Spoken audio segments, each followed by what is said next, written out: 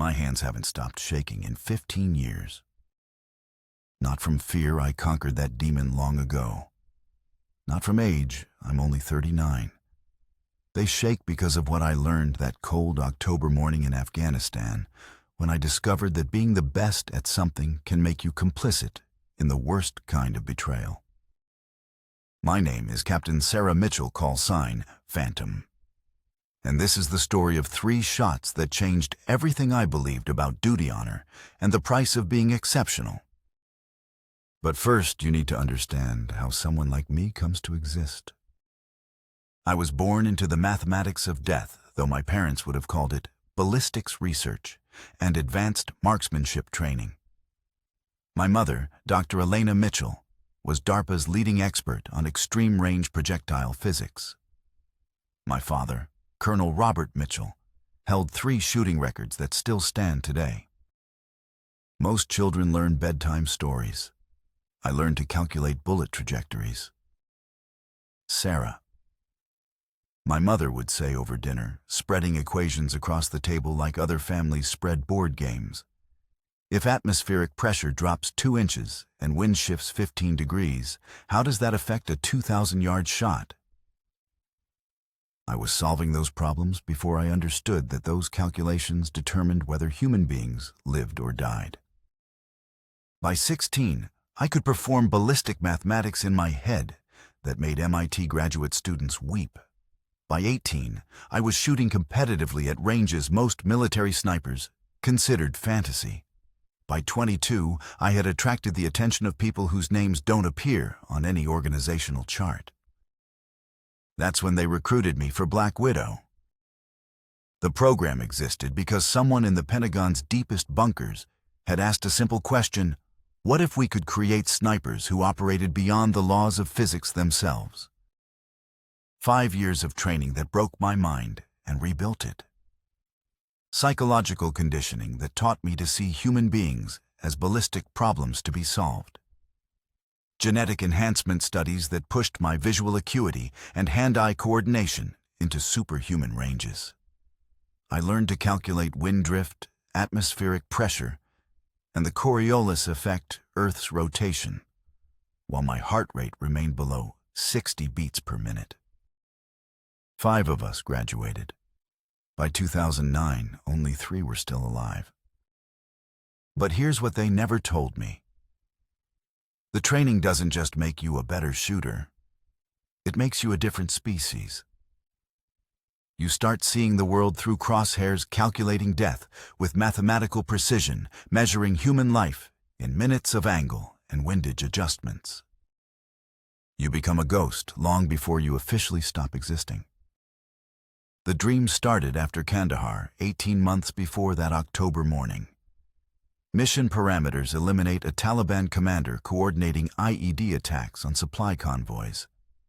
Range 1, 847 yards. Weather conditions perfect. I made the shot with textbook precision. 1 bullet, 1 kill mission accomplished. Except the man I killed wasn't the Taliban commander. He was Dr. Abdul Rashid, a pediatric surgeon who had been treating wounded children in a clinic 2 blocks away. My target had moved positions 30 seconds before I fired, and Dr. Rashid had been standing near a window wearing a jacket similar to my actual target's. The real Taliban commander lived another 6 months, killing 14 more coalition soldiers before someone else finally eliminated him. Officially, Dr. Rashid died in a Taliban rocket attack. His death was attributed to enemy action, his clinic was rebuilt with American aid money, and I received a commendation for successful completion of assigned mission. But I knew the truth. One miscalculation, a failure to account for target movement in my firing sequence, had killed an innocent man and allowed a terrorist to continue operating. The Black Widow program taught me to be mathematically perfect. They never taught me what to do when mathematics failed. So when Commander Jake Patterson looked me in the eyes that October morning and said, "Mitchell, that shot is beyond human capability," I felt the familiar weight of needing to prove that perfection was possible, even when I knew it wasn't. We had been observing the compound for 6 hours, when the satellite imagery confirmed our worst fears and greatest opportunity. The rocky outcropping provided perfect concealment. But the distance to the target 284 yards, placed us beyond the effective range of every weapons system in standard military inventory. Mitchell. Patterson called quietly, crawling to my position with the careful movements of someone who had spent 16 years avoiding enemy fire. His weathered face carried lines that spoke of decisions no human being should have to make. Intelligence just confirmed 3 individuals inside that building. I continued scanning through my Schmidt and Bender scope, noting defensive positions and guard rotations. "What's the situation, Commander?" "General Viktor Kozlov, Overall Strategic Commander. General Ahmad Hassan, Logistics Chief. General Dmitry Volkov, Intelligence Operations." Patterson's voice carried the weight of recognition. The entire command structure of the organization that's been coordinating attacks against our forces for 18 months. My pulse quickened, not with excitement, but with the familiar dread that accompanied moments when mathematics would determine whether people lived or died. These 3 men were responsible for over 400 coalition casualties. Their elimination would effectively end organized resistance throughout the region. What's JSOC's directive?"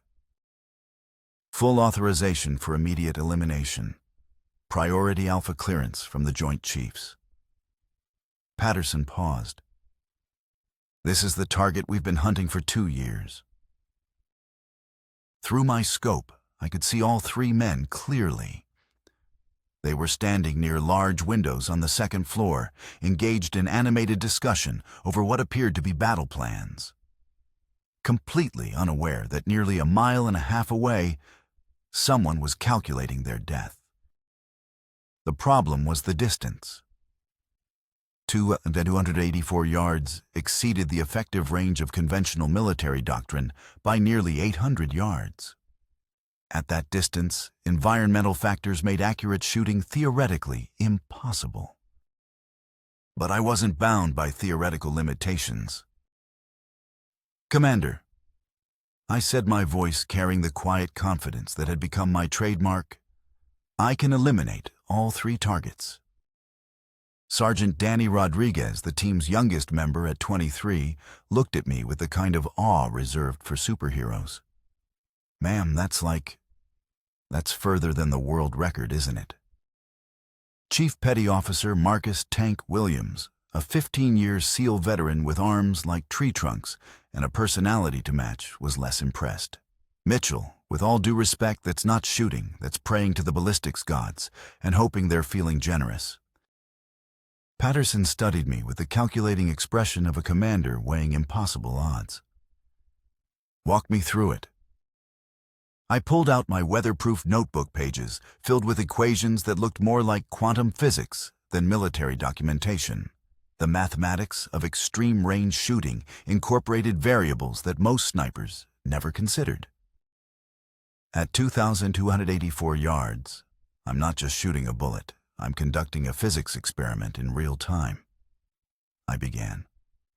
First consideration: the Coriolis effect. Earth's rotation will shift my target approximately 2.1 inches eastward during the bullet's 2.7-second flight time. The formula is simple: deflection equals range times sine of latitude times time of flight times rotational velocity. Rodriguez was leaning in, fascinated. "You calculate Earth's rotation for every shot?" "Every shot over 1,000 yards. I confirmed. "But that's just the beginning. Gyroscopic drift from bullet spin will cause rightward deviation of 6.8 inches. Current atmospheric pressure of 30.12 inches of mercury higher than standard will increase bullet drop by 14 additional inches beyond ballistic table predictions." Tank was shaking his head. "Ma'am, even if you account for all that, you're still talking about surgical precision at a range where a sneeze could throw off your aim. Which brings me to the Magnus effect. I continued flipping to a page covered with diagrams.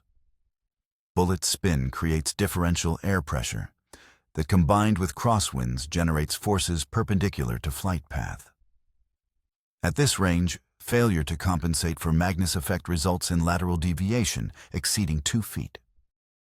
I showed them calculations incorporating meteorological data, atmospheric physics, and ballistic mathematics far beyond standard military training. The mathematics are complex, but they're also absolute. Physics doesn't care about human limitations. It only cares about precision. Patterson studied my notebook with growing recognition. Mitchell, how many people worldwide can perform these calculations? Including myself, 5 people, all American, all Black Widow graduates. And your success rate at these ranges? I hesitated, remembering Kandahar. 42 confirmed eliminations at ranges exceeding 1,800 yards. 1 miscalculation. The word hung in the air like smoke from a muzzle blast. Tank's expression sharpened. One mistake. I corrected quietly. Wrong target elimination due to incomplete situational awareness. It won't happen again. Patterson made his decision with the authority of someone who had learned to trust exceptional capabilities, even when they came with exceptional risks. What do you need? I began my pre-engagement routine immediately, but something felt different this time. The familiar choreography of environmental assessment and equipment calibration carried an undercurrent of urgency that made my hands tremble just slightly, but enough to affect precision at extreme range. Rodriguez, current meteorological data at both elevations. I called out. Rodriguez consulted his equipment. Our position, 52 degrees Fahrenheit humidity, 23% barometric pressure, 30-12 wind speed, 8 miles per hour northeast. Target elevation, 127 feet higher, estimating 49 degrees humidity, 26% wind, 12 miles per hour due north. I began making microscopic scope adjustments, but my movements felt less fluid than usual. The ghost of Dr. Rashid's face flickered through my concentration, a reminder that mathematical perfection meant nothing if human judgment failed. Through my scope, the 3 targets were clearly visible. General Kozlov, tall with distinctive facial scarring. General Hassan, shorter and stockier, wearing elaborate uniform insignia. General Volkov, recognizable from countless intelligence photographs. They were engaged in heated discussion, pointing at maps and moving tactical markers, planning operations that would kill more coalition soldiers if allowed to continue. Commander, I said, if I miss even one shot, our position is completely compromised. They'll know exactly where we are and will have triggered the highest security alert in the region. Tank's voice carried an edge of concern. And if we get pinned down during extraction, then we become a problem that officially never existed, Patterson replied grimly. Rodriguez was checking his watch nervously. MAM patrol schedules show increased activity in 20 minutes. Windows closing. The pressure was building, not just tactical pressure, but the psychological weight of needing to be perfect when perfection had already failed me once. I looked through my scope again, reviewing calculations one more time. Confidence level? Patterson asked. I wanted to say 97%, like I had so many times before. But Kandahar had taught me that confidence without humility was dangerous. Optimal conditions, clear sight lines, steady targets, I replied. But at this range, there are variables I can't control. If something changes in the next 30 seconds, we'll deal with it, Patterson said firmly. Take the shots.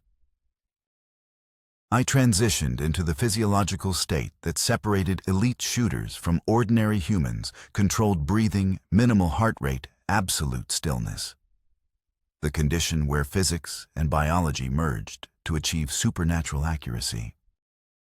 The SEAL team maintained absolute silence as I made final adjustments. Patterson tracked targets through his spotting scope. Rodriguez monitored communications. Tank watched for enemy patrol activity. Through my scope, I could see every detail with startling clarity. General Kozlov was gesturing emphatically at a tactical map. General Hassan was taking notes. General Volkov stood slightly apart, holding an encrypted communication device. Range 2, 284 yards, I whispered. 3 high-value targets, second floor northeast windows. Beginning engagement sequence. I aligned my crosshairs on General Kozlov, incorporating all calculated variables: Coriolis effect, gyroscopic drift, atmospheric pressure, Magnus force. My breathing stopped at the natural respiratory pause, reaching that moment of perfect stillness. Then the wind shifted. Not dramatically, just a subtle change from northeast to due north, maybe 2 miles per hour difference. But at 2,284 yards, 2 miles per hour, was the difference between a perfect headshot and a complete miss. I had 3 seconds to recalculate or abort the mission. Time slowed as I processed the new variables. Magnus effect would shift left instead of right. Windage adjustment needed to change by approximately 1.2 minutes of angle. The mathematics flowed through my mind in milliseconds. The rifle fired. Through my scope, I watched General Kozlov drop instantly. Before his body hit the floor, I was acquiring my second target. General Hassan had turned toward the sound, presenting a perfect profile. Second shot, confirmed kill. General Volkov was moving toward cover, finally realizing they were under sniper attack. This was the most difficult shot, moving target predictive shooting mathematics combined with intuition. I led the target, compensating for movement speed and bullet flight time. The crosshairs tracked his pattern, and I fired at the precise moment when calculations indicated interception. Third shot, confirmed kill. 3 bullets, 3 dead generals. Total elapsed time 22.4 seconds. But something was wrong. Patterson was staring through his spotting scope with an expression I'd never seen before, not triumph, but confusion, mixed with something that looked like horror. Rodriguez, he called quietly, verified target identification on the third individual. Rodriguez consulted his tablet, cross-referencing facial recognition software with intelligence databases. The silence stretched for nearly a minute before he spoke.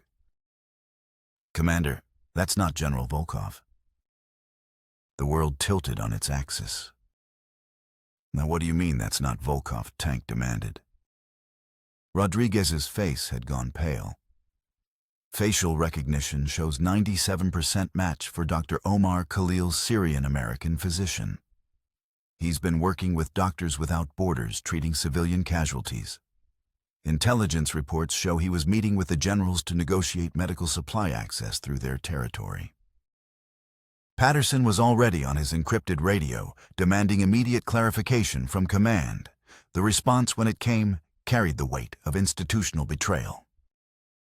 Command confirms Dr. Khalil was a CIA asset. Patterson reported, his voice flat. He'd been providing intelligence on enemy operations for 18 months. His meeting today was to arrange extraction. He'd compromised his cover by providing information that led to this target identification. The mathematics of my perfect shots suddenly became an equation of complicity. So I just killed our own spy. I said the words, feeling like broken glass in my throat. It gets worse. Patterson continued, listening to his earpiece. Command reports the third target, actual General Volkov, left the compound 2 hours ago. The mission parameters never changed because the intelligence briefing was compartmentalized. Jesus, Didn't know about Khalil's CIA connection until after we reported successful elimination. Tank was staring at me with something between sympathy and disgust. So we just blew our own asset to maintain cover for an operation against a target who wasn't even there. That's how it works in the real world, Patterson replied grimly. Compartmentalized intelligence need to know basis, acceptable losses, in pursuit of strategic objectives. Rodriguez, still young enough to believe in clear moral lines, looked sick. Ma'am, you couldn't have known.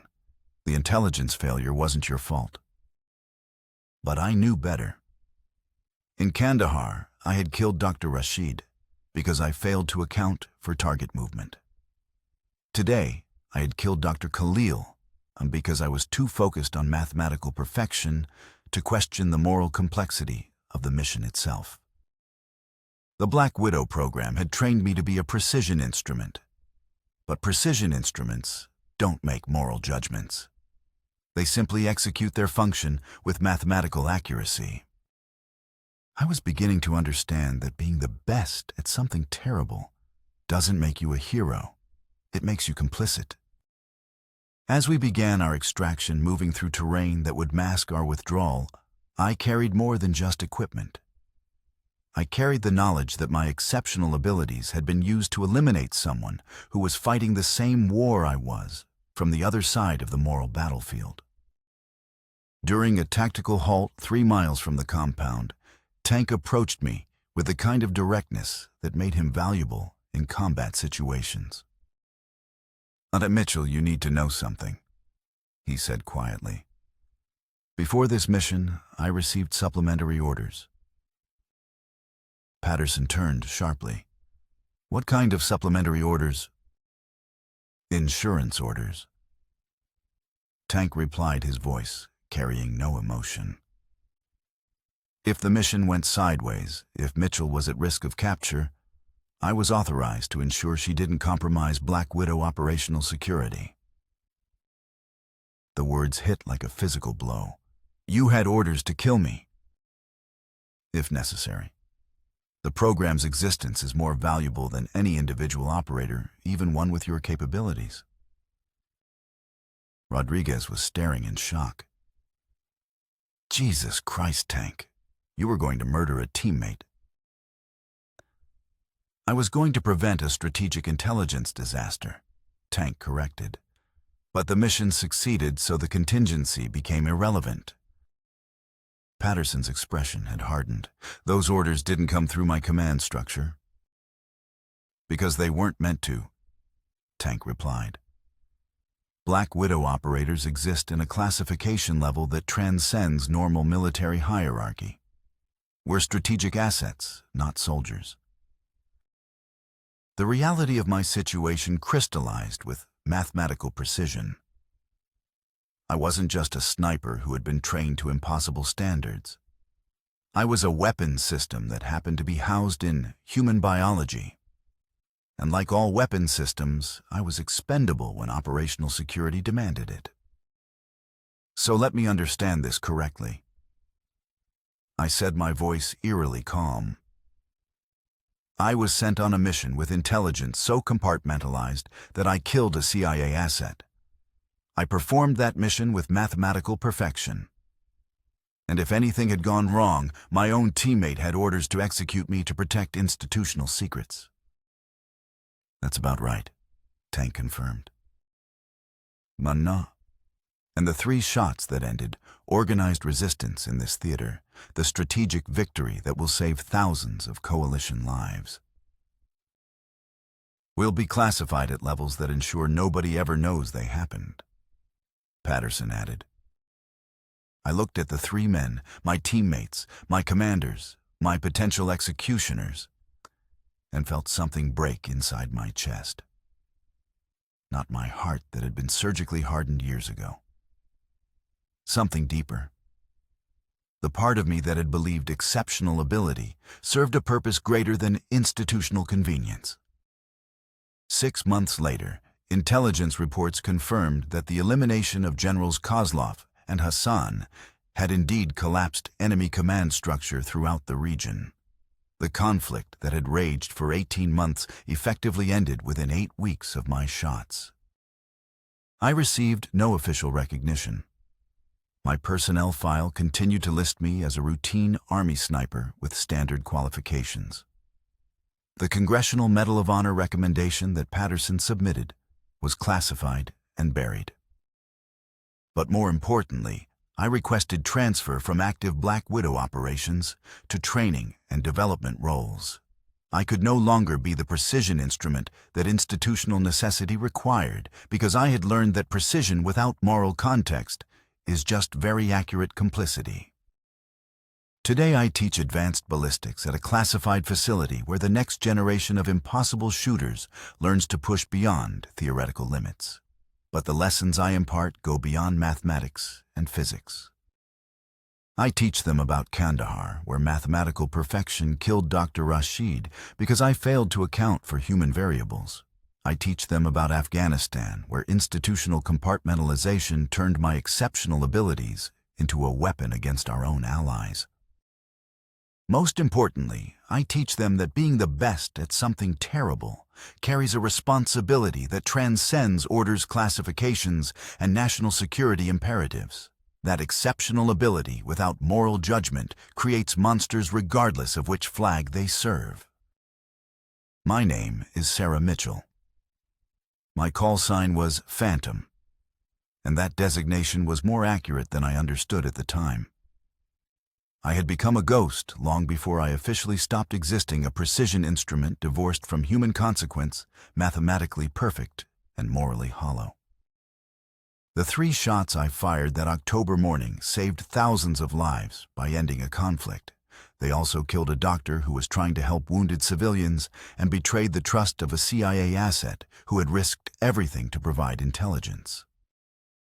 Both things are true. Both things matter. And living with that contradiction is the real price of being exceptional at something that officially never happened. Somewhere in a vault beneath the Pentagon, there's a file with my name and a single line of text. Phantom, 3 shots, 284 yards. Mission accomplished. But in my memory, there's a different record.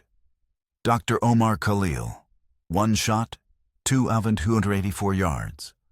Another mistake I'll carry forever. That's the real story of what happens when you become so good at something that you stop questioning whether you should be doing it at all. When precision becomes more important than purpose, and exceptional ability becomes indistinguishable from institutional complicity. I am Sarah Mitchell. I am the ghost who learned too late that some kinds of perfection exact a price that no human being should pay. And this is my confession.